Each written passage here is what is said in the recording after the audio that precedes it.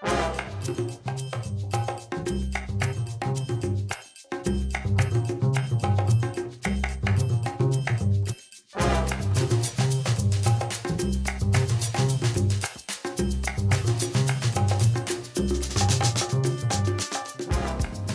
name's Dave Jones and I'm an animator based in Natimuk. I've been living here more than 10 years now. I used to be in Melbourne and sort of freelance, and I gradually weaned myself off living in Melbourne to be living out here. I used to kind of go and do a 3-month contract and then come out here till I ran out of money, and then since broadband's become more of a force, I've been able to broaden out what I do and still do it out here.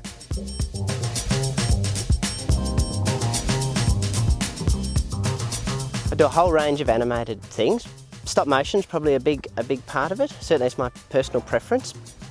I spent quite a few years doing flash animation, mostly because it was something I could email, so it was fairly early in the days. Made some games, some flash games for the ABC. In the last few years I've been sliding somehow into doing projection of animation onto big buildings, using live performers combined with animated projection. And we've had a bit of a history, I suppose, of doing silo shows in Natimuk. It's been a traditional feature of the Natimuk Fringe Festival, and we've got a show coming up called Highly Strung, which is all about that. It's animation that's being projected onto this giant puppet that we've made. Up on the silo here, there's going to be a puppet about half as tall as the silo there, and a few projectors out in the grass, beaming the animation onto the silos and onto the puppet.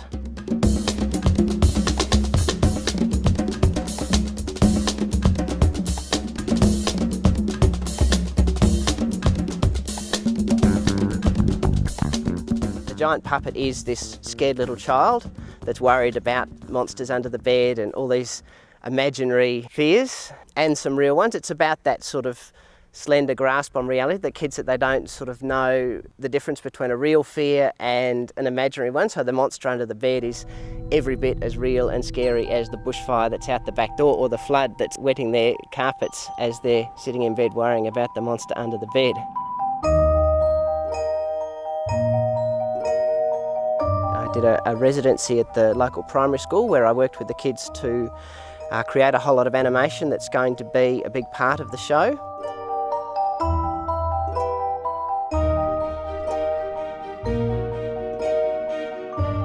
When they're a bit younger, they've just got this style that's their own, and it's very natural, and they're super confident. You just say, can you draw a house? No problem, and they're back in a minute.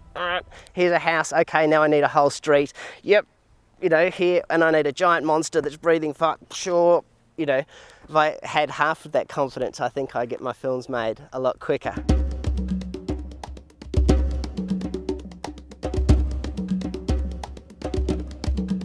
I think wherever you are, and if you've got your eyes open, which is a decent artist you should have, then the place you're at is going to influence your work. If I had to compare what I'm doing now with perhaps 10 years ago, there's a lot more community involvement. That's something I hadn't really tried a lot of in Melbourne, and I've quite enjoyed that aspect of working out here. It's quite good actually to, rather than be sort of drawing upon yourself always as a source of stories, if you sort of work in these communities, there can be these fantastic ideas that are out there that can really sort of inspire. And I also just like the interaction with people that I haven't met before, or to go in and to build a project together is a really nice bonding exercise, or it's a great way to sort of find your way through a community or learn about a place.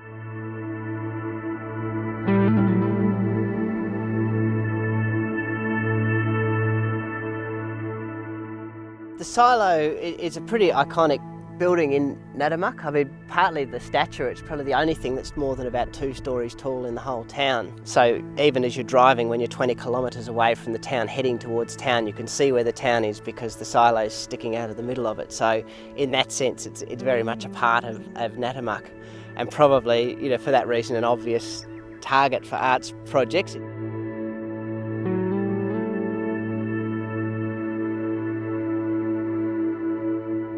Around here it's traditionally a wheat growing area. The town probably grew around that silo. It was sort of a focus point for people to come and bring their grain, put it in the bunker and then truck it off down to Melbourne. So the silos probably has defined where the town is in some sense. So it's a great great venue for a show, and it's nice to try and do a show, you know, on a scale that does justice to it.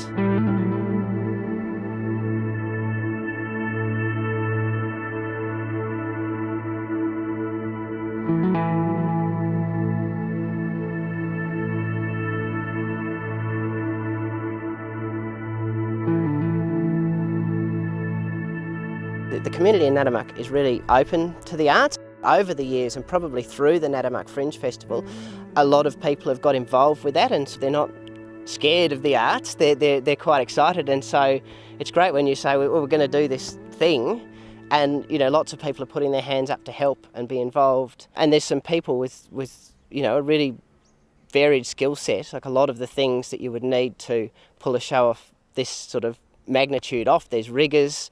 A lot of the climbers who live here work as riggers, so there's all of that sort of skill base, which in a town of 500 people is probably fairly remarkable. I think if we drove to a lot of other towns of 500 people, you'd be hard pushed to find as many, you know, musicians and performers and riggers and animators.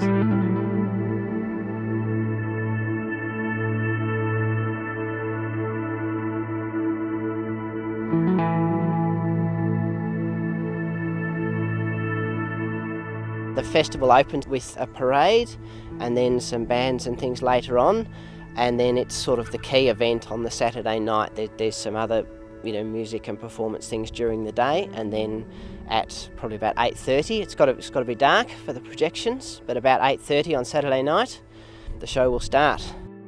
Last year, Saturday night was just beautiful. Well, last festival, I just wanted to be doing a silo show. We were having a year off, but I sat out there on the grass watching. We just projected some films up onto the silos, and I sat out there watching them, just wishing I was doing a big show because it was such a nice night for it. The year before, it was just torrential rain and a disaster. So could go either way. I'm hoping for nice though.